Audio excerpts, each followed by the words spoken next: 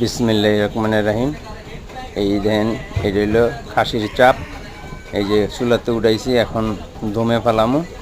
দমে ফেলাইলে সুন্দর একটা কালার উঠবো, সুন্দর মুলাম হইব, খাইতে খুব সুন্দর সুস্বাদ হবে। এই তো দেখেন সবাই।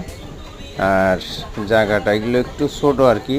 এই দেন আবার গাছগাছগুলো আছে, যেমন এইটা পাপ্পা গাছ, কাঁঠাল গাছ, সব গাছে আছে। এইটা হইলো গরুর রেজালা। এই যে চুলাতে উঠাইছি, দেখেন একটা সুন্দর একটা কালার, আরও সুন্দর একটা কালার আইব যখন আমি আরেকটু দমে দিয়া সুন্দর একটা ফ্লেভার উঠাইতে পারবো।